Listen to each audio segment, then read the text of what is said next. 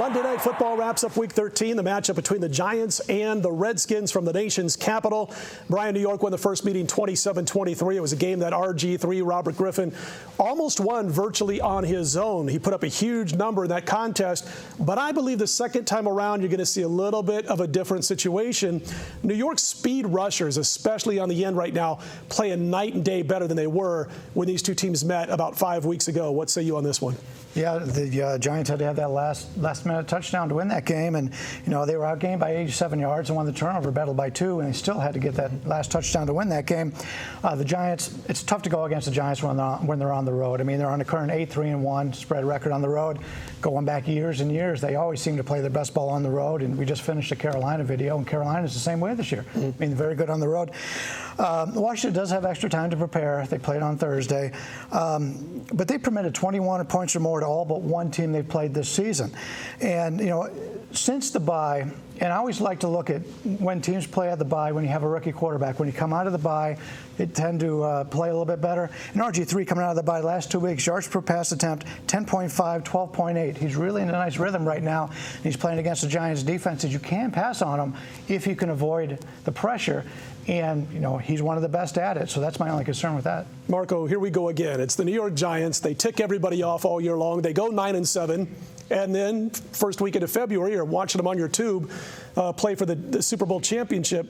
Last week's dismantling of Green Bay showed why the New York Giants, I think, should be the most feared team in the league, really, especially when they're coming off a bad performance. You had the New York Giants. I had the New York Giants. I don't know if you had them or not. You had them also. And it was an easy wire-to-wire win. That was against a defense that didn't have Clay Matthews, and he ought to be the MVP of this league because look at Green Bay when they don't have Clay Matthews. I just think they've shown again, like last week, that they can run the ball when they need to. I think they're going to be able to do it this week against the Skins. Well, I don't know which way you're going in this game, but I looked at that first game, and we like to look at the stats and everything. And if you look at the stats in the first game, you're going to see there was 50 points scored, and RG3's playing better now. I think he's better as a QB. I will agree with you, Washington's defense has made some changes, so they've gotten a little bit better, but they're still giving up the points. 50 points in that game, there were 6 turnovers. So you say, well, the 6 turnovers aided that game getting the points scored. It didn't. This was a game that I was involved in. I happened to have the Giants in that game, and they won but didn't cover. And I watched that game, and it was agonizing to watch the game. Both teams, with all of the turnovers, all 6 of the turnovers were coming deep in the other team's territory. So you're driving down the field and then turning the ball over. There should have been 21 more points in that game. At the same time, there were only 24 points with 12 minutes left in the game or whatever it was, going into the fourth quarter at least. It's because of driving up and down the field. And Eli Manning in that game, I don't know if it was a situation, if the winds were swirling or whatever, but he missed 2 wide open guys in that game that would have been touchdowns for the Giants. It happened to be the game right after they played San Francisco, and they had Dallas up next. I know that was a division game, and it was important. Tough spot, though. But coming off of San Francisco and having your arch rival Dallas up next. Especially if I can throw this in there, that they just played the perfect game that you're going to see an NFL team play against San Francisco. So it was a bad spot for them. I just think that both teams are clicking right now. I think they're going to score points. I don't know which way you're going. Well, I'll tell you what, it's my free pick. I'll let you know. $20 for you.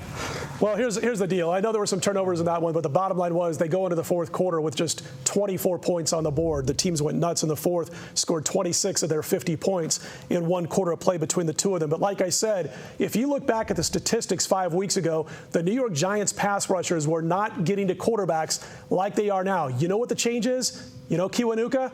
He's an outside linebacker. They've moved him into defensive tackle spots the last couple of times they've played. All of a sudden, the guy goes from not being able to get to the quarterback to 6 tackles and 2 sacks against the Green Bay Packers alone. It's a key move that comes from a guy who knows how to win Super Bowls, Tom Coughlin, and his staff. And I think it's a key difference on why the Washington Redskins and RG3 will not be able to move the ball up and down the field as much in this one. At the same time, I think the Giants are going to run the ball more in this one than they did did, which means you're going to see a faster moving game as far as the clock is concerned. Keeps the clock going. So I'm going to play the under here. The total sits at 51. I'm taking the under between the Giants and the Redskins in Monday Night Football. That's going to do it for these knuckleheads. And, okay, this knucklehead. We'll be back next week. We'll have more college football. Well, we'll have Navy Army at least.